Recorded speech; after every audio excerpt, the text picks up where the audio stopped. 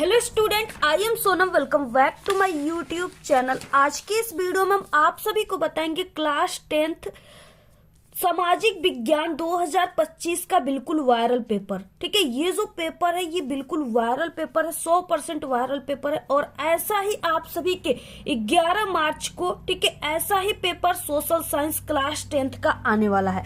ये जो पेपर है बहुत ही मोस्ट इंपॉर्टेंट है। इसमें जितने भी क्वेश्चन है बहुत ही यानी very very most important question है।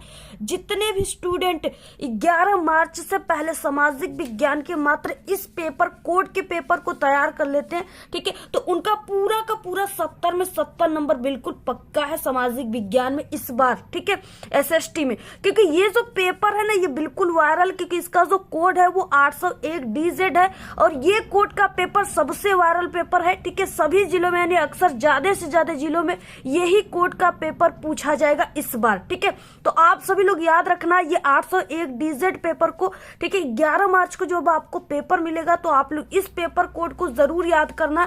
ठीक है, कि ये वही पेपर है जो हमने देखा था। तो यहाँ पे देखिए ये जो पेपर है ना इसमें जितने भी क्वेश्चन है बिल्कुल वायरल क्वेश्चन है और यहाँ पे हम आपको पूरे के पूरे आंसर के साथ बताएंगे। और ये जो इसमें मानचित्र वाले क्वेश्चन आते हैं 10 नंबर में, ठीक है, तो ये पूरा मानचित्र आपको कैसे भरना है, किस तरीके से आपको, ठीक है, रोल नंबर वगैरह भी इस पे लिखना होता है, तो कैसे आपको लिखना है, पूरा कैसे भरना है, पूरा हम भर करके आप सभी को बहुत ही अच्छे तरीके से बताएंगे। तो आप लोग देखिए सबसे पहले इस वीडियो को लाइक कर दीजिए, चैनल पे नहीं तो चैनल को सब्सक्राइब करके आपको बेल आइकन को जरूर प्रेस कर देना और इस वीडियो को आपको अपने सभी दोस्तों में जरूर शेयर कर देना है। ठीक है, और यहाँ पे देखिए हम आप सभी को बता दें कि अगर आप लोग सामाजिक विज्ञान में अभी तक आपकी तैयारी बिल्कुल भी नहीं हुई है, लेकिन अगर आप लोग इस पेपर को मात्र 801 DZ पेपर को पूरा तैयार कर लेते हो तो आप लोग सामाजिक विज्ञान में इस बार, ठीक है, बिल्कुल टॉप कर जाओगे। यानी पूरे के पूरे आप लोग 70 में 70 नंबर फोड़ करके आओगे, धुआं धुआं करके आओगे, बिल्कुल छाप करके आओगे। ठीक है, और आप सभी का इस बार बोर्ड एग्जाम में पूरा का पूरा नंबर पक्का है, क्योंकि यहाँ पे हम आपको बिल्कुल वायरल पेपर बता रहे हैं जो आपके पेपर में यानी 100% आने का चांस है।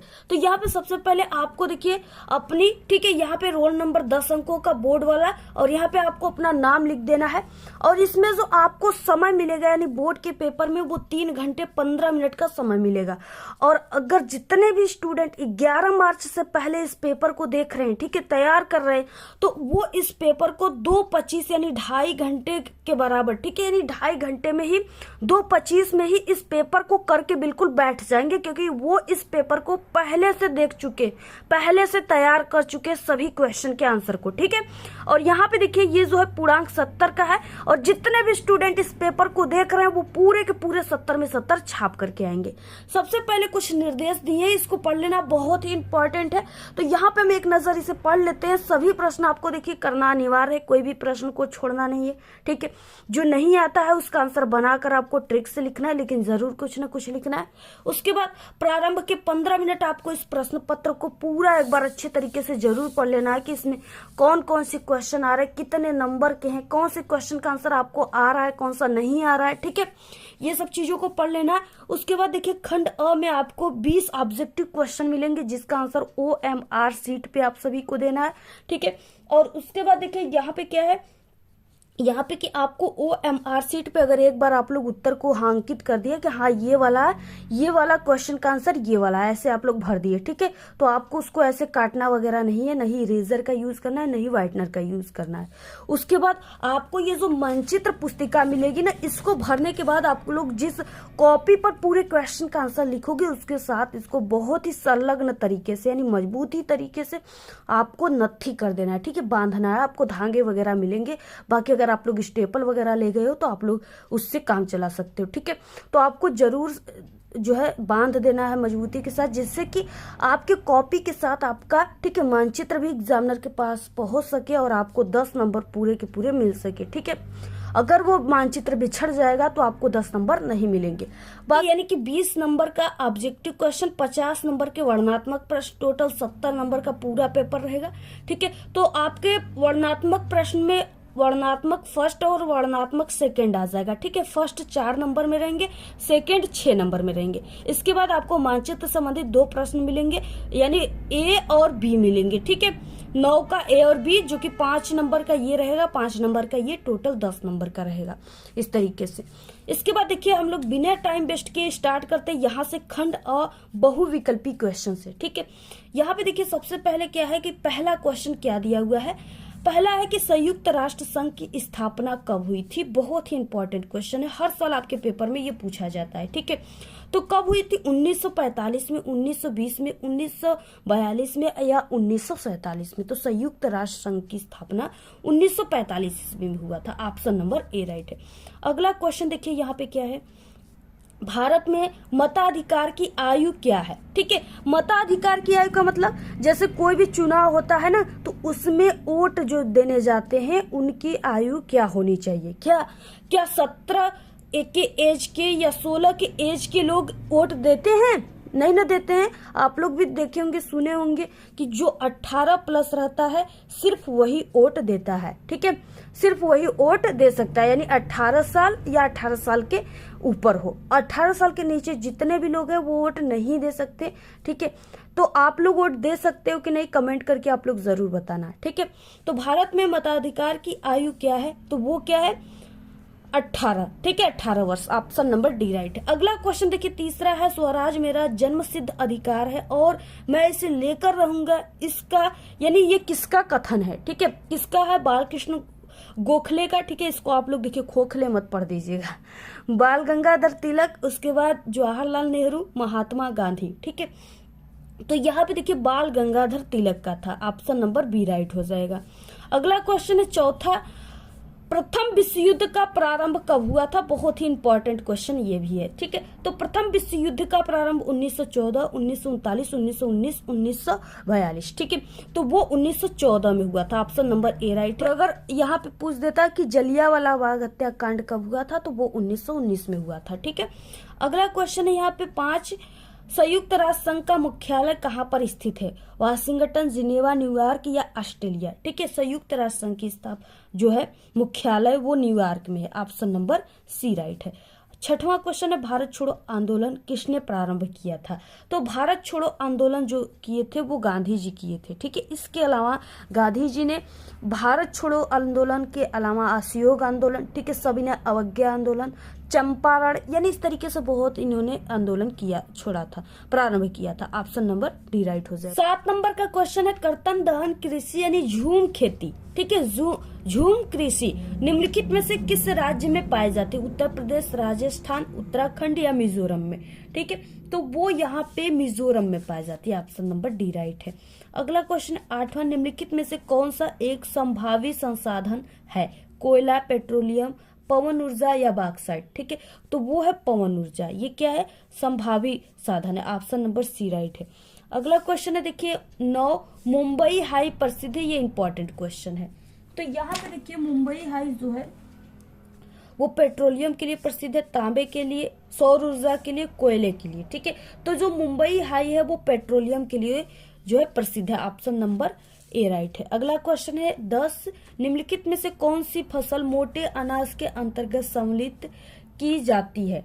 कौन सी फसल की जाती है? चना, मूंगफली, ज्वार या यहाँ पे मूंग। ठीक है, तो देखिए मोटे अनाज के रूप में कौन से यहाँ पे की जाती है? ठीक है, तो वो है ज्वार। ऑप्शन नंबर सी राइट है। 11 क्वेश्चन हो जाएगा, समानता किसी देश का विकास निम्नलिखित में से किस आधार पर निर्धारित किया जा सकता है? प्रति व्यक्ति आय पर, औसत साक्षरता स्तर पे, लोगों की स्वास्थ्य स्थिति पे, उपयुक्त में से सभी। ठीक है, तो यहाँ पे हो जाएगा प्रति व्यक्ति आय। प्रति व्यक्ति आय यानी लोगों के पास पैसे कितने हैं। ठीक है, ये इस पे निर्धारित किए जाएंगे। ऑप्शन नंबर यहाँ पे ए राइट है। अगला है 12 नंबर का क्वेश्चन, निम्नलिखित में से किस आधार पे सार्वजनिक और निजी क्षेत्र विभाजित है? किस आधार पे विभाजित है? यहाँ पे 4 ऑप्शन दिया रहेगा। ठीक है, इसमें से ऑप्शन नंबर सी राइट हो जाएगा, उद्यमों के स्वामित्व के। ठीक है, ऑप्शन नंबर सी राइट है। अगला है 13 क्वेश्चन, भारत की संघात्मक व्यवस्था को किस देश से लिया गया है? ठीक है, किस देश से लिया गया है? रूस, ब्रिटेन, आयरलैंड या कनाडा? तो ये कनाडा से लिया गया। ऑप्शन नंबर डी राइट है। अगला क्वेश्चन है 14 जलोढ़ मिट्टी का निर्माण मुख्यतः किसके द्वारा किया जाता है? ज्वालामुखी के द्वारा, पवन के द्वारा, नदियों के द्वारा, हिमानी के द्वारा। तो किसके द्वारा किया जाता है? ठीक है, तो वो नदियों के द्वारा किया जाता है। नदी जो होती है वो अपने साथ साथ कई, ठीक है, खेतों वगैरह कई नदियों के जो है पानी उनके जो होते हैं उनके द्वारा मिट्टियां आकर के नदियों में इकट्ठा हो जाती हैं। ठीक है, और खेतों में नदी के पानी बाढ़ आते हैं, नदियों के पानी खेतों में से निकलते हैं तो वो किसी दूसरे के खेत में जाकर इकट्ठा हो जाते हैं, जहाँ पे जलोढ़ मिट्टी बन जाती है, जहाँ पे पैदावार अच्छा होने लगता है, फसलें अच्छे होने लगते हैं। ठीक है, ये सब है। अगला क्वेश्चन है 15 निम्नलिखित में से कौन सी फसल ऑटोमोबाइल उद्योग के लिए एक महत्वपूर्ण कच्चा माल है? ठीक है, कौन सी फसल है उसमें से? तो ये है रबड़। ऑप्शन नंबर सी राइट है। अगला क्वेश्चन है 16। ठीक है, जितने क्वेश्चन है बहुत ही मोस्ट इंपॉर्टेंट क्वेश्चन है, और हम जो आपको पेपर आपको हमारे यूट्यूब चैनल पे मिलेगी ना वो 100% बिल्कुल करेक्ट और बिल्कुल इंपॉर्टेंट क्वेश्चन की मिलेंगी। ठीक है, और हमारे चैनल से पढ़ने वाले जितने भी स्टूडेंट हैं हर साल बोर्ड एग्जाम में, ठीक है, जितने भी प्रदेश टॉपर बनते हैं वो हमारे चैनल से पढ़ने वाले स्टूडेंट ही बनते। तो अगर आपको भी टॉप करना है तो आप लोग इस पूरे पेपर को तैयार करके जाना, मात्र आपका इससे बाहर एक भी क्वेश्चन नहीं आएंगे, सभी क्वेश्चन इन्हीं सभी पेपरों से ही आएंगे हमारे। ठीक है, तो आप लोग पूरे पेपर अच्छे तरीके से बिल्कुल ध्यान से आप लोग तैयार कर लो।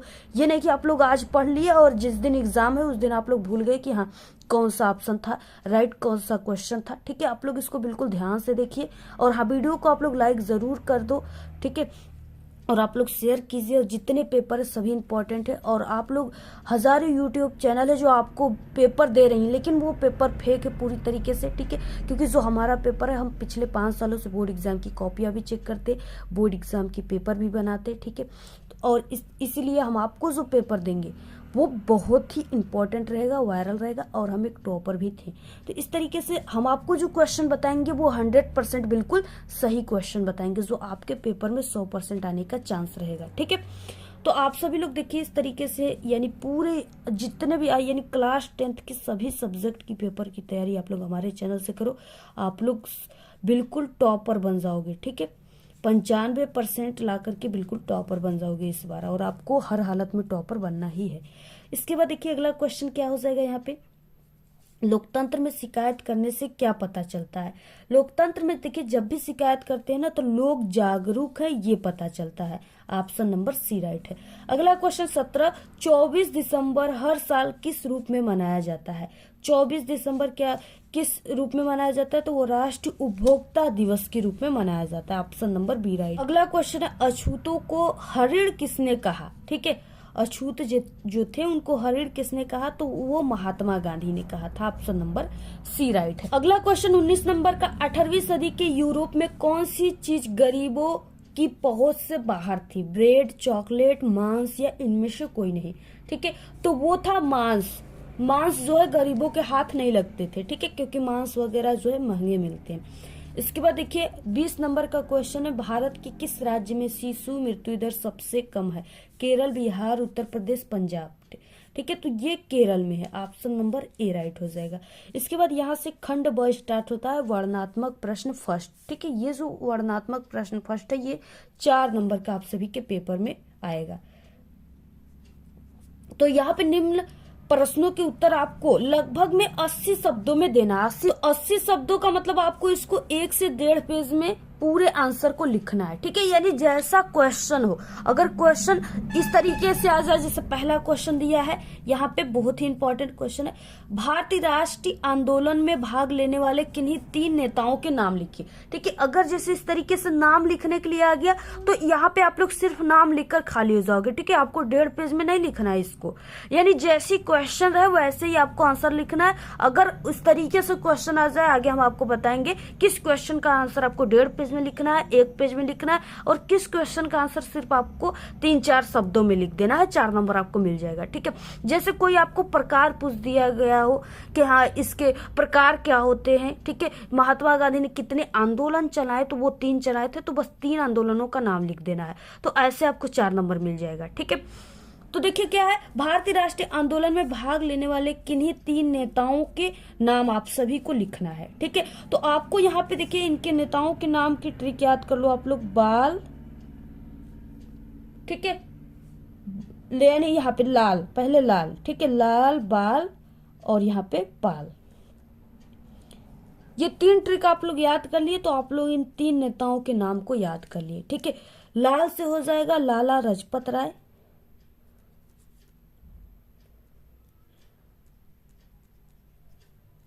इस तरीके से। बाल से हो जाएगा बाल गंगाधर तिलक,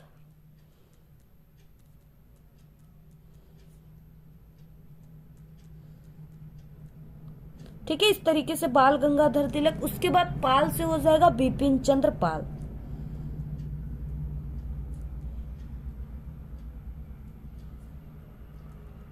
ठीक है। इस तरीके से आप लोग 3 नेताओं को नाम को याद कर लो। तो यही चीजें आपको लिखना है। अब ये 4 नंबर का है, सिर्फ नाम पूछ रखा है, बस यही नाम आपको तीनों लिख देना, 4 नंबर आपका पक्का है। अथवा आप देखिए दिया, यानी आप लोग इसको कीजिए या ये जो क्वेश्चन है इसको कीजिए। तो प्रथम स्वतंत्रता संग्राम की असफलता के लिए उत्तरदायी कोई 3 कारणों को लिखिए। तो आपको देखिए 3 कारण को लिख देना है, इसका मतलब कि आपको इसका आंसर 1 पेज में लिख देना है, ठीक है। तो आपको दोनों, यानी पहले वाला कीजिए या अथवा वाला, दोनों में से किसी एक को करना है। तो यही वाला सरल है, पहला वाला, तो आप लोग पहले वाले को ही कीजिएगा, ठीक है। इसके बाद देखिए अगला है दूसरे नंबर का क्वेश्चन, सांप्रदायिकता को दूर करने के लिए किन्हीं 3 उपायों का वर्णन करना है। बहुत ही इंपॉर्टेंट क्वेश्चन है, इसका आंसर आप सभी को हमने पहले से बता चुका है। इंपॉर्टेंट क्वेश्चन में सामाजिक विज्ञान का, वहां पे आप लोग प्लेलिस्ट से देख लीजिएगा। इस वीडियो के लास्ट में हम प्लेलिस्ट भी लगा देंगे, वहां से आप लोग देख लीजिएगा, ठीक है। इसके बाद देखिए अथवा में दिया है महात्मा गांधी के द्वारा चलाए गए किन्हीं 3 आंदोलनों के नाम लिखना है। सिर्फ आपको नाम लिखना है, ठीक है। पहला आंदोलन इनका था असहयोग आंदोलन, आप लोग नोट कर लीजिए, ठीक है। जब भी आप लोग वीडियो देखिए तो कॉपी पेन लेकर के देखिए, जो इंपॉर्टेंट चीजें हैं उससे हम आपको, जैसे कोई चीजें है उसको लिखते नहीं, लिखा हुआ आंसर आपको नहीं मिलेगा तो उसको हम बता देते हैं, ठीक है। तो इंपॉर्टेंट चीजों को आप लोग नोट कर लीजिए। तो देखिए 3 आंदोलन में असहयोग आंदोलन, सविनय अवज्ञा आंदोलन और भारत छोड़ो आंदोलन, ठीक है। ये 3 आंदोलन गांधी जी ने चलाए थे। अब आपको तीनों आंदोलन के बारे में तैयार कर लेना है क्वेश्चन बैंक वगैरह से, ठीक है, और कब चलाए गए थे उसका सन, ठीक है, और क्या मुख्य कारण क्या था, क्यों चलाया गया था, ये सब चीजें आपको तैयार कर लेना है तीनों आंदोलन की, क्योंकि आपके लॉन्ग क्वेश्चन, शॉर्ट क्वेश्चन दोनों में आ जाते हैं। इसके बाद देखिए तीसरा नंबर का क्वेश्चन है, हमें खनिजों के संरक्षण की आवश्यकता क्यों है, ठीक है। यहाँ पे क्वेश्चन है, देखिए बहुत ही इंपॉर्टेंट क्वेश्चन है ये। देखिए खनिजों के संरक्षण क्यों हमें करना चाहिए, क्योंकि खनिज जो होते हैं वो कम मात्रा में उपलब्ध हैं, ठीक है। अगर हम उसका ज्यादा यूज करेंगे, उसका संरक्षण नहीं करेंगे तो वो मात्राएं एक दिन खत्म हो जाएगी सब चीजें, तो फिर कहाँ से हमारी जरूरतें पूरी होंगी, ठीक है। और बाकी ज्यादा यूज करने से हमारी जो परिस्थिति तंत्र है उस पर भी प्रभाव पड़ता है, यानी पर्यावरण हमारा जो है प्रभावित होता है। इसके लिए हमें जो है खनिजों के संरक्षण करना चाहिए, यानी उसका हमें रक्षा करना चाहिए, एक तरह से आप लोग समझ जाओ, ठीक है। यही सब चीजें आपको लिखना है बना कर, बहुत ही इजी है, ठीक है। आप लोग जितने भी क्वेश्चन यहाँ पे सबको आप लोग क्वेश्चन बैंक में सभी आंसर दिए रहेंगे। आप लोग हम यहाँ पे सिर्फ आपको समझा दे रहे हैं, आप लोग क्वेश्चन बैंक में इसके आंसर को, ठीक है, जहां पर भी एक क्वेश्चन है वहां पर टिक लगाकर एक बार आप लोग इसको ध्यान से पढ़ लीजिएगा, ठीक है, जिससे आपको ये चीजें बिल्कुल भी क्लियर हो जाए, कोई भी आपको डाउट न रह जाए। इसके बाद देखिए अथवा क्वेश्चन दिया है, ये भी बहुत ही इंपॉर्टेंट है। गेहूं की खेती के लिए अनुकूल भौगोलिक दशाएं बताना है आपको, ठीक। गेहूं की खेती, चावल की खेती, गन्ने की खेती, ये सभी खेती के अनुकूल जो भौगोलिक दशाएं, इसको आप लोग तैयार कर लीजिए, ठीक है। इसमें क्या हो जाएगा, जैसे गेहूं की खेती कब की जाती है, और क्या है कि गेहूं की खेती के लिए किस प्रकार की मिट्टियां होनी चाहिए, इसमें पानी की कितनी आवश्यकताएं होनी चाहिए, ठीक है, कितने जो है यूरिया खाद वगैरह की आवश्यकता होनी चाहिए, कहाँ पे ज्यादा होता है, यही सब चीजें बस आपको लिखना है। एक बार इसको आप लोग पढ़ लोगे क्वेश्चन बैंक से तो आप लोग जो चीजें हम बता रहे हैं ना उसी को लिखना है, आपको बिल्कुल क्लियर हो जाएगी ये चीजें। इसके बाद देखिए अथवा यहाँ पे चौथा क्वेश्चन है, अर्थव्यवस्था के द्वितीय क्षेत्रक से आप क्या समझते हैं, उदाहरण सहित आपको बताना है, ठीक है। 4 नंबर का क्वेश्चन है। देखिए द्वितीय क्षेत्रक में ना औद्योगिक गतिविधि आ गई। इसमें क्या है कि जैसे कोई भी विनिर्माण कच्चा माल है, कच्चे माल से आप सभी को क्या करना है, इसमें क्या होता है कच्चे माल से तैयार किए जाते हैं, ठीक है, यानी सामान को तैयार किए जाते हैं, जो भी वस्तुएं हैं उसको तैयार की जाती है, जो भी पदार्थ है, उत्पाद है, उसको तैयार किया जाता है। जैसे क्या हो, जैसे गन्ना हो गया, ये कच्चा माल है, ठीक है, ईख जिसे कहते हैं। इससे क्या होता है, इससे चीनी तैयार होती है, गुड़ तैयार होता है। तो यही सब चीजें हैं, ये आपके अर्थव्यवस्था के द्वितीय क्षेत्रक में आते हैं, ठीक है। आप लोग इस क्वेश्चन को भी एक बार तैयार कर लीजिएगा, बस जो बता रहे हैं वही आंसर है, लेकिन एक बार आपको इसको अच्छे से पढ़ लोगे तो ये आपको और भी अच्छे तरीके से तैयार हो जाएगा, ठीक है। उसके बाद देखिए अथवा क्वेश्चन है यहाँ पे, राष्ट्रीय आय तथा प्रति व्यक्ति आय में अंतर स्पष्ट कीजिए, देशों की स्थिति की तुलना के लिए इनमें से कौन सी विधि बेहतर है, ठीक है। तो इसको, इन सभी क्वेश्चन के आंसर को आप लोग तैयार कीजिएगा। बाकी ये पहला वाला जो क्वेश्चन था, इसी का आंसर आप लोग पेपर में लिखिएगा, आएगा क्वेश्चन। तो अब देखिए क्या है यहाँ पे, वर्णनात्मक सेकंड क्या है, ये 6 नंबर का आपके पेपर में आएगा। और आपको इसको, ठीक है, आपको इसको 2 पेज से 2.5 पेज में लिखना है। इसके आंसर को क्या हो जाएगा, यहाँ पे निम्नलिखित प्रश्नों में से आपको प्रत्येक का लगभग 150 शब्दों में उत्तर लिखना है, ठीक है। 150 शब्दों का मतलब हो गया वही, आपको 1.5-2 पेज में तो लिखना ही है, ठीक है। इसके बाद देखिए पहले यहाँ पे 5वां क्वेश्चन दिया है, भारतीय लोकतंत्र के समक्ष कौन कौन सी प्रमुख चुनौतियां हैं। बहुत ही इंपॉर्टेंट क्वेश्चन है, आप लोग इसको एक बार तैयार कर लीजिएगा। चुनौतियां वाला चैप्टर को आप लोग तैयार कर लीजिएगा, ठीक है। अथवा वाला क्वेश्चन है, भारत में किस तरह की जातिगत असमानताएं आज भी व्याप्त हैं, ठीक है। इसको भी आप लोग तैयार कर लीजिएगा क्वेश्चन बैंक से। सभी के आंसर हम आपको इसलिए नहीं बता रहे हैं क्योंकि ये वीडियो भी काफी लंबी हो जाएगी, और बाकी अगर आप लोग यहाँ पे क्वेश्चन देखने के बाद आप लोग क्वेश्चन बैंक से तैयार कर लोगे इसको, ठीक है, देख लोगे, तो वहां पे आपको एक बार और आप लोग उस क्वेश्चन के आंसर को देख लोगे, जिससे वो आपको और 100% क्लियर हो जाएंगे, ठीक है। और आप लोग टिक लगा करके उसको पढ़ोगे, यानी आपको टिक लगा लेना है कि हाँ इस क्वेश्चन का आंसर मैम ने बताया था, यानी क्वेश्चन, तो उसके आंसर को आपको 4 से 5 बार पढ़ लेना है, ठीक है। बिल्कुल रट के तैयार करके जाना है आपको, क्योंकि सभी क्वेश्चन जो बता रहे हैं वैसे ही क्वेश्चन पेपर में आने वाले हैं। उसके बाद देखिए भारतीय राष्ट्रीय कांग्रेस की स्थापना कब हुई थी, इसके उद्देश्य क्या थे, ठीक है। तो ये भी क्वेश्चन आप लोग तैयार कर लो। अगला क्वेश्चन है, अथवा राष्ट्रवाद से क्या तात्पर्य है, यूरोप में राष्ट्रवाद के उदय होने से कौन सी परिस्थितियां सहायक हुई, ठीक है। ये भी इंपॉर्टेंट क्वेश्चन है, तैयार कर लीजिएगा आप लोग। 7वां है, भारत में मिट्टी के प्रकारों पर निबंध लिखना है, ठीक है। आपको इसको 1.5 से 2 पेज में लिखना है। भारत में जो मिट्टियां हैं वो जलोढ़ मिट्टी, काली मिट्टी, दोमट मिट्टी, लाल मिट्टी, लेटेराइट मिट्टी, यानी इस तरीके से कई तरीके की मिट्टियां हैं। एक बार आप लोग इसको पढ़ लोगे, बस वही आप सभी लोग पढ़ लोगे, बस ये सभी चीजें दैनिक जीवन में यूज होने वाली है, बिल्कुल व्यवहारिक है, सरल है, आप लोग इसको तैयार कर लेना, ठीक है। वही काली मिट्टी के बारे में आप लोग जानते ही होंगे, पीली मिट्टी आप लोग जानते ही होंगे, उसी के बारे में बस लिखना है आपको, ठीक है। इसके बाद अथवा देखिए यहाँ पे क्या है, भूक्षरण से आप क्या समझते हैं, इसे रोकने के लिए कोई 4 उपाय आपको बताना है, ठीक है। ये भी 6 नंबर का, भूक्षरण का मतलब जो, यानी कि जो धरती है, जो मिट्टियां हैं, ठीक है, वो उनका क्षरण हो रहा है, यानी उनका कटाव हो रहा है, उसी को भूक्षरण कहते हैं। जैसे क्या होता है ना, जैसे इस तरीके से क्या है, यहाँ पे क्या है, इस तरीके से मिट्टियां है, ठीक है, ये खेत वगैरह है, इसमें मिट्टियां ऐसे हैं। अब क्या होगा, जब बाढ़ आएगा, बाढ़ की पानी इसमें जाएगा इस तरीके से, ठीक है। तो इन खेतों की मिट्टियों को क्या करेगा, वो लेकर के ऐसे जाएगा, और कोई नदी रहेगा, उस नदी में ऐसे बाढ़ की पानी जाएगी, तो पूरी मिट्टी नदी में जाकर के इकट्ठा हो जाएगी, ठीक है। अब क्या है, अगर यानी अब क्या हो जाएगा, यानी ये जो बाढ़ की पानी है, मिट्टियों को काट करके भूक्षरण करके नदियों में ले जा रही है, कहीं और ले जाकर छोड़ दे रही है, ठीक है। अब क्या है, ये इसी को कहते हैं भूक्षरण, यानी मिट्टियों के कटाव को। अब इसको रोकने का कोई उपाय क्या है, जैसे क्या है, पेड़ पौधे ज्यादा लगाना। अगर आप लोग अपने खेतों में इस तरीके से कोई खेत है, वहां पे आप लोग पेड़ पौधे इस तरीके से लगा दिए, तो उसके जो सोर होते हैं ना, रूट, वो क्या करते हैं, मिट्टियों को पकड़े रहते हैं, ऐसे उनको जकड़े रहते हैं, ठीक है। जैसे पानी बाढ़ की आती है तो वो उसके साथ जो है मिट्टियां जकड़ी रहती है, सोर उनके, तो वो मिट्टियां नहीं वहां से बहती हैं। तो इस तरीके से यानी कि ज्यादा पेड़ पौधे लगाना अपने खेतों के आसपास, यानी अगल बगल, और खेतों में मेढ़ बनाना, इस तरीके से ऐसे करके क्या किया जाता है, रोका जा सकता है भूक्षरण को। ये सब चीजें। 8वां क्वेश्चन, भारत में वैश्वीकरण के प्रभाव पर प्रकाश डालिए, ठीक है। ये भी इंपॉर्टेंट क्वेश्चन है, तैयार कर लेना आप लोग। अथवा है, उपभोक्ता आंदोलन के कारण बताइए, हम उपभोक्ता आंदोलन को कैसे आगे बढ़ा सकते हैं, ठीक है। ये भी इंपॉर्टेंट क्वेश्चन है, इसको भी आप लोग तैयार कर लेना। तो ये सभी क्वेश्चन को आप लोग स्क्रीनशॉट ले लीजिए, सभी का आंसर अच्छे तरीके से आप लोग तैयार कर लेना। इसके बाद यहाँ से आता है मानचित्र संबंधित प्रश्न, ये आपके पेपर में 10 नंबर का टोटल आता है, ठीक है। और इसके पूरे आपको कैसे भरना है सभी चीजें यहाँ पे हम आप सभी को बताएंगे।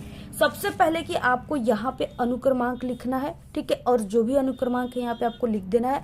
उसके बाद यहाँ पे क्लास लिखना है और यहाँ पे आप सभी को पेपर कोड लिख देना है, ठीक है। 801 डिजिट यानी जो भी पेपर कोड है 825 डिजिट 801 डिजिट यानी जो भी है वहाँ पे आपको लिख देना है। उसके बाद अब आपको भरना है, आपकी कॉपी रहेगी बोर्ड की, ठीक है। इसमें आपको सबसे पहले क्या करना है, आपको कॉपी के सबसे ऊपरी सिरे पर आपको स्केच से मानचित्रकार या ब्लैक पेन से आपको लिख देना है, ऐसे जैसे हमने लिखा हुआ है, ठीक है।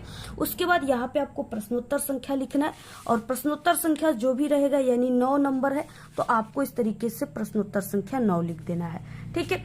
और उसके बाद यहाँ पे आपको उत्तर लिख देना है। बाकी अब देखिए अब आप सभी को किस तरीके से लिखना स्टार्ट करना है। सबसे पहले देखिए पहला क्वेश्चन दिया है वह स्थान जहां जलियांवाला बाग हत्याकांड हुआ था, ठीक है। तो सबसे पहले कि आपको ये जो मानचित्र है इसमें आपको क्या क्या भरना है हम आपको सबसे पहले ये बता देते। इसमें देखिए आप सभी को सबसे पहले यहाँ पे अपनी अनुक्रमांक लिखने के बाद आपको 10 अंकों का अनुक्रमांक लिख देना है। यहाँ पे आपको क्लास लिखना है, क्लास 10, ठीक है। इसके बाद यहाँ पे आप सभी को पेपर कोड लिखना है। तो आपको सबसे पहले यहाँ पे अनुक्रमांक लिखने के बाद यहाँ पे आपको अपनी 10 अंकों का अनुक्रमांक, यहाँ पे क्लास, इसके बाद पेपर कोड, ठीक है। पेपर कोड में आपको क्या भरना है यानी ये जो 825 डिजिट है यही आप सभी को भरना है, ठीक है। ये पेपर कोड होता है तो यहाँ पे 825 डिजिट। तो इस तरीके से मानचित्र के ऊपरी सिरे पर आपको अनुक्रमांक, ठीक है, पेपर कोड इस तरीके से, क्लास ऐसे लिख देना है। इससे क्या होता है यहाँ पे अनुक्रमांक आप सभी का अगर आप लोग ऐसे लिखे रहोगे बिल्कुल सही सही, ठीक है, तो ये सही सलामत एग्जामिनर के पास पहुंच जाएगा जो आपके यानी जो आपके सामाजिक विज्ञान को कॉपी चेक करेंगे उनके पास पहुंच जाएगा, ठीक है। जिससे कि आपको मानचित्र में आप लोग जितना किए हो सभी के सभी नंबर आप सभी को मिल पाएगा। क्योंकि अगर आप लोग इस तरीके से रोल नंबर लिखोगे ना तो ये आप सभी का जो है खोएगा नहीं, ठीक है, ये सही सलामत पहुंच जाएगा एग्जामिनर के पास। तो आपको इस तरीके से ऊपर लिख देना है। अब देखिए आप सभी को ट्रिक से कैसे सभी क्वेश्चन के आंसर को मानचित्र में भरना है, ठीक है।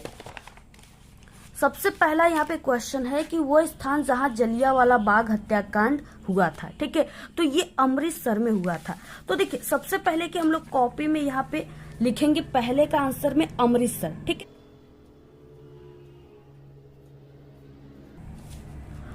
तो यहाँ पे अमृतसर हमने लिख दिया और इसके बाद देखिए ये तो सिर्फ कॉपी में लिखना है, ठीक है। अगर इतना करते हो तो आधा नंबर आपको मिल जाएगा। इसके बाद अब आपको देखिए मानचित्र में कैसे भरना है और आपको क्या ट्रिक लगाना है, ठीक है। सबसे पहले हम आपको बता दें कि आपको बोर्ड एग्जाम में मानचित्र भरते समय आपको पेंसिल का यूज करना है, ठीक है। यहाँ पे हम आपको पेन से भर के बताएंगे जिससे कि आपको अच्छे तरीके से यहाँ पे दिखाई दे, ठीक है। तो यहाँ पे क्या हो जाएगा, अमृतसर है यानी वो स्थान जहाँ जलियांवाला बाग हत्याकांड हुआ था वो अमृतसर में हुआ था। अब देखिए अब आपको मानचित्र में कैसे पहचानना है कि अमृतसर जो है कहाँ पे है स्थित है, ठीक है, ट्रिक से। तो सबसे पहले कि आपको यहाँ ये जो मानचित्र है पूरा इस तरीके से आपको मानचित्र के सबसे ऊपरी सिरे पर यानी उत्तर दिशा में, ठीक है, ये उत्तर होता है और यहाँ पे ये दक्षिण, ये पूरब होता है और ये पश्चिम, ठीक है। तो सबसे पहले कि आपको सबसे ऊपरी सिरे पर मानचित्र में इस तरीके से आपको मानचित्र में ऊपर ये 4 दिख रहे हैं, ठीक है। ये क्या है, फूल की पंखुड़ी की तरह। आप लोग जो है गुड़हल के फूल को देखे होंगे उसके 4 पंखुड़ियां होते हैं इस तरीके से, ठीक है। तो वही इस तरीके से ये 4 पंखुड़ियां आप लोग समझ लीजिए गुड़हल के फूल का। तो यहाँ पे इसमें ये वाला जो है पंखुड़ी यानी ये वाला जो एरिया है ये पूरा पंजाब का एरिया है, ठीक है। और अमृतसर जो है वो पंजाब में ही स्थित है। तो हमने आप सभी को बताया कि वो स्थान जहाँ जलियांवाला बाग हत्याकांड हुआ था तो वो अमृतसर में हुआ था, ठीक है। और हमने आप सभी को बताया कि ये जो पंखुड़ी पूरा ये पंजाब का एरिया है और इसी में अमृतसर है। तो यहाँ पे इस बिंदु पे क्या है आप लोग यहाँ पे मान लीजिए, ठीक है, यानी इस बिंदु पर अमृतसर है। तो आपको ऐसे करके यहाँ पे लिख देना है, ठीक है, ऐसे आपको अमृतसर लिख देना है इस तरीके से। तो आप लोग यहाँ कॉपी में भी लिख दिया और यहाँ पे भी आप लोग दर्शा दिए। आपका यहाँ पे टोटल 1 नंबर हो गया, ठीक है। तो यहाँ पे आपको ट्रिक समझ में आ गया। उसके बाद देखिए अगला क्वेश्चन क्या है। अगला क्वेश्चन है वो स्थान जहां पर उत्तर प्रदेश की राजधानी स्थित है। उत्तर प्रदेश की राजधानी कहाँ पे है, लखनऊ में है। अब देखिए आपको लखनऊ को कैसे पहचानना है, कहाँ पे स्थित है मानचित्र में। सबसे पहले की कॉपी में आपको लिख देना है लखनऊ। अब देखिए अब आपको इस मानचित्र में कैसे भरना है। तो क्या है कि ये जो 4 पंखुड़ियां आप सभी को दिख रही है, ठीक है, इसी 4 पंखुड़ियों से सटा हुआ एक आपको इस तरीके से एरिया दिख रहा है, ठीक है, ये फील्ड आप सभी को दिख रहा है। तो इसी यानी 4 पंखुड़ियों से आप लोग इसको समझ लीजिए कि ये फूल है और ये नीचे का इसका डंठल है, ठीक है। तो यही जो डंठल है इसी में ये पूरा क्या है, उत्तर प्रदेश का है, ठीक है। ये पूरा किसका एरिया है, उत्तर प्रदेश का, ठीक है। ये क्या है, अपना यूपी है। अब इसी यूपी में क्या है, लखनऊ है, ठीक है। अब इसी यूपी में आप लोग यहाँ पे इस बिंदु पर मान लीजिए कि यहाँ पे बीच में क्या हो गया, लखनऊ, और यही क्या हो गया, उत्तर प्रदेश की राजधानी हो गई। तो बहुत अच्छी ट्रिक है, आप लोग इस ट्रिक से अगर याद कर लिए, इस ट्रिक को समझ गए आप लोग, तो कभी भी आप लोग मानचित्र में 10 नंबर की कोई भी क्वेश्चन आंसर को गलत नहीं कर पाओगे, ठीक है, बिल्कुल सही सही करके आओगे। इसके बाद देखिए अगला क्वेश्चन क्या है, अभी हम आपको बहुत अच्छी अच्छी ट्रिक बताने वाले, पूरे मानचित्र को बिल्कुल ट्रिक से आपको भरना बता देंगे। अगला है तीसरा क्वेश्चन, वह स्थान जहां 1929 में भारतीय राष्ट्रीय कांग्रेस का अधिवेशन हुआ था, ठीक है। तो ये लाहौर में हुआ था। अब देखिए, अब आप सभी को कैसे यहाँ पे लिखना है, सबसे पहले कि यहाँ पे आपको लिख देना है लाहौर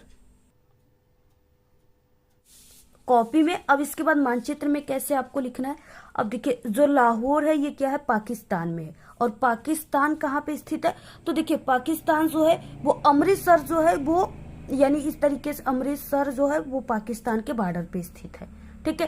तो अब यहाँ पे क्या हो जाएगा, यानी ये अमृतसर के इधर आस पास में ही जो है, यानी इधर क्या है, पाकिस्तान का एरिया है ये। अब क्या है कि पाकिस्तान में ही लाहौर है, ठीक है। तो यानी अमृतसर जो है ये पाकिस्तान के बॉर्डर पे स्थित है, यानी भारत और पाकिस्तान के बॉर्डर पे स्थित है। तो यहाँ पे क्या हो जाएगा, इसके आसपास यहाँ पे हम मान लेते हैं कि लाहौर है, ठीक है। तो यहाँ पे क्या हो जाएगा, लाहौर। ऐसे आप लोग यहाँ पे किसी बिंदु पर, इसके इधर उधर किसी बिंदु पर आप लोग दिखा दीजिए, ठीक है। तो यहाँ पे क्या हो जाएगा, लाहौर। इसके बाद देखिए अगला क्वेश्चन क्या हो जाएगा, वो स्थान जहां पर चंद्रशेखर आजाद शहीद हुए थे, ठीक है। तो वो कहाँ पे हुए थे, इलाहाबाद में, ठीक है। और उसका अब नाम हो गया है प्रयागराज। तो आप लोग इलाहाबाद प्रयागराज दोनों में से कोई भी लिख सकते हो, सही होगा, ठीक है। और ये जो मानचित्र के हम क्वेश्चन आंसर आप सभी को बता रहे हैं ना, ये बहुत ही मोस्ट इंपॉर्टेंट है। ये आपके पेपर में 100% चांस है कि पक्का इस बार आने वाला है, ठीक है।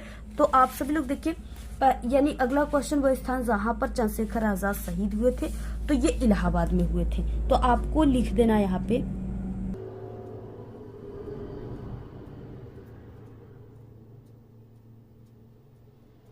तो आप सभी को ऐसे इलाहाबाद और कोष्टक में ऐसे प्रयागराज लिख देना है, ठीक है। या आप लोग कोई एक भी लिख सकते हो। तो अब देखिए, अब मानचित्र में कैसे आपको पहचानना है कि कहाँ पे इलाहाबाद स्थित है, प्रयागराज कहाँ पे स्थित है, ठीक है। तो ये प्रयागराज जो है ये यूपी में है, और यूपी में, यूपी का क्षेत्र, ये पूरा एरिया यूपी का हमने आपको बताया, ठीक है। अब इसी में यानी लखनऊ के आसपास या इसी में कहीं पर भी प्रयागराज है, ठीक है। तो इस बिंदु पर हम मान लेते हैं कि यहाँ पे क्या है, प्रयागराज है, लखनऊ के नीचे, ठीक है। तो आपको यहाँ पे लिख देना है प्रयागराज या इलाहाबाद, आप लोग लिख सकते हो इस तरीके से, ठीक है। तो बहुत अच्छी ट्रिक है। अगला देखिए क्या है, वो स्थान जहां पर सूती मिल श्रमिकों का सत्याग्रह हुआ था, ठीक है। तो वो कहाँ पे हुआ था, अहमदाबाद में। अब देखिए अहमदाबाद से रिलेटेड आपके जो मानचित्र वाले क्वेश्चन है उसमें 10-20 क्वेश्चन आते हैं, ठीक है। यानी उससे रिलेटेड 10-20 क्वेश्चन है, और हर साल 1-2 क्वेश्चन जरूर पूछ लेता है। तो ये आप सभी को, ये जो ट्रिक हम आप सभी को बताने वाले हैं ना, ये बहुत ही मोस्ट इंपॉर्टेंट ट्रिक है और बहुत ही अच्छा ट्रिक है, बहुत ही फनी ट्रिक है, ठीक है।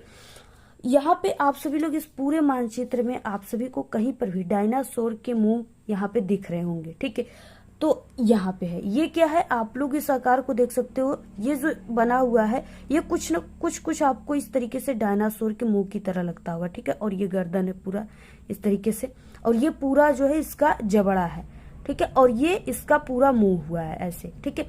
तो ये जो है डायनासोर के मुंह की तरह आपको लग रहा है, और इसी में जो है अहमदाबाद है, ठीक है। यानी ये जो इसका जबड़ा है यहाँ पे क्या हो जाएगा, अहमदाबाद, इस बिंदु पे। तो सूती मिल श्रमिकों यानी कहाँ पे किए थे वो सत्याग्रह, तो अहमदाबाद में ही किए थे। तो यहाँ पे आपको लिख देना है इस बिंदु पर अहमदाबाद, ठीक है। ऐसे तो आपको समझ में आ गया, यानी अहमदाबाद अगर आएगा, कोई भी अहमदाबाद से रिलेटेड क्वेश्चन, तो वो डायनासोर के मुंह में ही आप सभी को करना है। ठीक है, बाकी देखिए इसमें डायनासोर के मुंह में अगर आप सभी की यानी आ गया डांडी आ गया, तो डांडी भी इसी डायनासोर में ही स्थित है। ठीक है, यहाँ पे आप लोग डांडी को दर्शा सकते हो। गुजरात से रिलेटेड कोई क्वेश्चन आ गया तो यहाँ पे गुजरात हो गया। ठीक है, और ये साबरमती आश्रम हो गया, तो ये बिल्कुल इसी में ही आपको भरना है, इतना यानी डायनासोर के मुंह में ही भरना है। ठीक है, तो अगर ऐसे कोई क्वेश्चन आ जाए तो आपको ये ट्रिक याद रखना है। अब देखिए आपको कॉपी में भी लिख देना है ऐसे अहमदाबाद। तो इस तरीके से आप सभी को भरना है। ये आपका 5 नंबर का क्वेश्चन है, आधा आधा नंबर इस पे मिलेंगे। ठीक है, यानी आपको 2.5 नंबर इस पे और 2.5 नंबर अगर आप लोग ऐसे अच्छे तरीके से भर दिए तो आपको 2.5 नंबर इस पे मिलेंगे। ठीक है, इस तरीके से। तो अब इसके बाद देखिए 5 नंबर यहाँ से क्लियर हो गया और बाकी सभी ट्रिक आपको समझ में आ गया होगा, आई होप। अब इसके बाद देखिए अगला क्वेश्चन क्या है, क्योंकि 10 नंबर का आता है आपके सामाजिक विज्ञान के क्वेश्चन। अगला देखिए क्वेश्चन यहाँ पे है 9 का बी क्वेश्चन है। ठीक है, यह है कि निम्नलिखित को भारत के दिए गए मानचित्र में आपको दर्शाना है सिर्फ। ठीक है, आपको दर्शाना है यहाँ पे। ये इसमें भी आपको आधा प्लस आधा नंबर, आपको सही दर्शाएंगे, सही आंसर लिखेंगे तो आपको आधा प्लस आधा नंबर 1 नंबर मिल जाएगा। से आपको मानचित्रकार प्रश्नोत्तर संख्या जो भी है, ठीक है, यानी 9 का बी है तो आपको ऐसे लिख देना है 9 का बी पार्ट। ठीक है, इस तरीके से। उसके बाद ऐसे उत्तर लिखना है। यहाँ पे देखिए क्या है, पहला क्वेश्चन, कृष्णा नदी, जो कृष्णा नदी है वो आपको ये जो चिन्ह है ना इसके माध्यम से आपको दर्शाना है। इस चिन्ह के द्वारा आपको नाम सहित दर्शाना है। अब देखिए कैसे आपको दर्शाना है। सबसे पहले ये मानचित्र हो गया और ये जो कृष्णा नदी है, ठीक है, ये कहाँ पे स्थित है। ये कृष्णा नदी गुजरात में, गुजरात से होते हुए महाराष्ट्र, कर्नाटका, ये सब होते हुए यहाँ पे आ जाती है। ठीक है, तो आपको कैसे चिन्ह, सबसे पहले जो चिन्ह है इसको आपको यानी ऐसे नदी का चिन्ह है, इसको आपको यानी गुजरात कहाँ पे स्थित है सबसे पहले हम आप सभी को बता दें। ठीक है, तो ये आपका महाराष्ट्र, कर्नाटक ऐसे होते हुए जाता है। ये पूरा एरिया यानी यहाँ पे जो स्थित है ये महाराष्ट्र का एरिया है। ठीक है, मुंबई का एरिया है और इसी जगह से जो है हमारी कृष्णा नदी निकलती है। ठीक है, यहाँ से। तो आपको ऐसे यहाँ पे दर्शा देना है।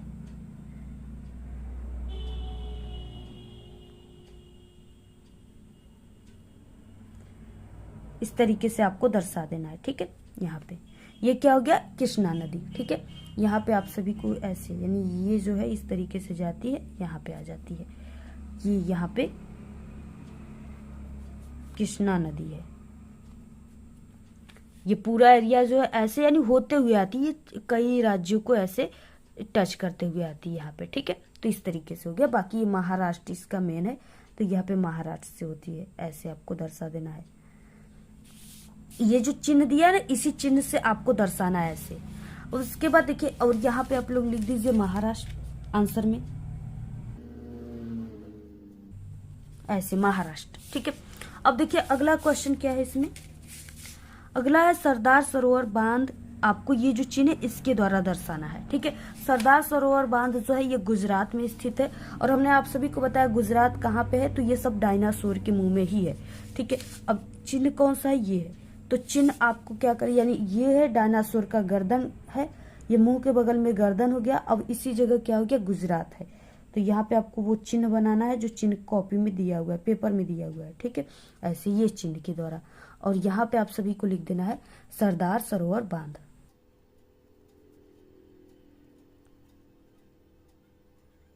ऐसे लिख देना है सरदार सरोवर बांध आप सभी को, यहाँ पे स्थित है। तो ये कहाँ, गुजरात, तो आपको यहाँ पे लिख देना है गुजरात। अब यहाँ पे देखिए तीसरा क्वेश्चन है, उत्तर पूर्वी भारत में चाय उत्पादक क्षेत्र, आपको ये जो चिन्ह इसके द्वारा दर्शाना है। देखिए उत्तर पूर्वी यानी पूरब कहाँ है भारत के मानचित्र में, इधर हमने आप सभी को बताया, इधर ये पूरब का पूरा क्षेत्र है। अब इसमें सबसे ज्यादा आप लोग यानी याद रखिए कि असम में चाय का खेती होता है। ठीक है, और असम क्या है, यानी ये जो मानचित्र आप सभी को दिख रहा है, ये जो पोष आकार का दिया हुआ है ना, ये पूरा आप लोग इसको टेल समझ लीजिए। इसी में क्या है, इसी में असम है। ठीक है, ये आपका असम का क्षेत्र है और चिन्ह आपको इससे दर्शाना है, यानी ऐसे ऐसे ये क्या हो गया, पूरा असम है। और इसी जगह जो है चाय की खेती होती है। ठीक है, चाय की उत्पादक होती है। तो आपको यहाँ पे ऐसे लिख देना है, यहाँ पे उत्तर पूर्वी भारत में चाय उत्पादक क्षेत्र।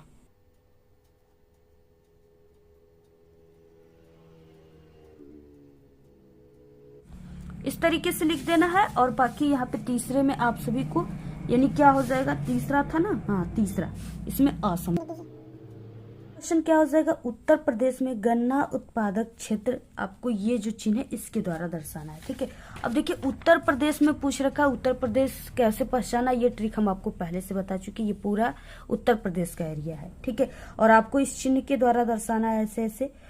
अब यहाँ पे देखिए उत्तर प्रदेश का जो सहारनपुर है, मुजफ्फरनगर है, ठीक है, ये सब ज्यादा यहाँ पे गन्ने की खेती होती है। तो सहारनपुर, मुजफ्फरनगर, यानी उत्तर प्रदेश में हर जगह होता है गन्ने की खेती, लेकिन सबसे ज्यादा इधर सहारनपुर में होता है। तो आप लोग कहीं पर भी इस उत्तर प्रदेश में कहीं पर भी आप लोग इस चिन्ह से दर्शा दीजिएगा। ठीक है, बाकी यहाँ पे दर्शाइएगा, यहाँ पे सहारनपुर है, तो आपको इसमें लिख देना है सहारनपुर।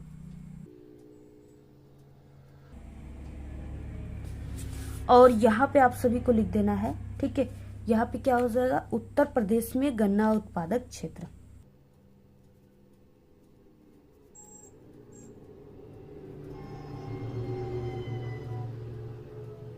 ऐसे आप सभी को लिख देना है। अगला देखिए क्या, विशाखापट्टनम बंदरगाह, आपको ये जो चिन्ह है इसके द्वारा दर्शाना है। ये क्वेश्चन आपके पेपर में हमेशा पूछ देता है। देखिए विशाखापट्टनम को आपको ट्रिक से कैसे याद करना है, ये जो नीला वाला एरिया है ना, इसी साइड में यानी इधर आपको बॉर्डर पे कहीं विशाखापट्टनम है। और यहाँ पे आपको ट्रिक याद कर लीजिए, जैसे यहाँ पे आपको ये जो चिन्ह दिख रहा है, आपको थोड़ा इस तरीके से यहाँ पे मानव का फेस के आकार का दिख रहा है, यहाँ पे आपको मानव के फेस के आकार का दिख रहा है। ठीक है, इसी में जो है विशाखापट्टनम है। तो यहाँ पे आप लोग समझ लीजिए, यहाँ पे ये एरिया जो है ये विशाखापट्टनम का है। तो आपको ये जो चिन्ह दिया है उसी चिन्ह से आपको क्या करना है, ऐसे दिखाना है। यहाँ पे हो जाएगा विशाखापट्टनम।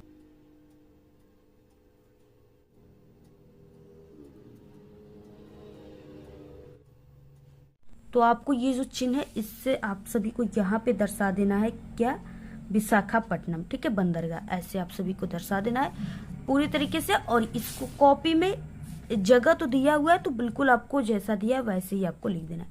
तो इस तरीके से आपको पूरा मानचित्र भरना है। अगर ऐसे आपको यहाँ पे भी भर दिया आप लोग बिल्कुल सही से, तो 5 नंबर यहाँ से, टोटल 10 नंबर के आप सभी के पेपर में क्वेश्चन आता है। अगर आप लोग ये सभी ट्रिक जान गए, ठीक है, तो आप लोग अगर आपके पेपर में क्वेश्चन आएगा मानचित्र, तो आप लोग ये सभी ट्रिक लगा करके, ठीक है, अच्छे से भर लीजिएगा बिल्कुल सही सही। आपको 10 नंबर आपका बिल्कुल आपके हाथ में हो जाएगा। ठीक है, बाकी ये जो है ये आपको ये वाला क्वेश्चन नहीं करना है। ठीक है, वही चीज है, ये दृष्टिबाधित लोगों के लिए, यानी जो स्टूडेंट को कम दिखाई देता है वो इसको करेंगे।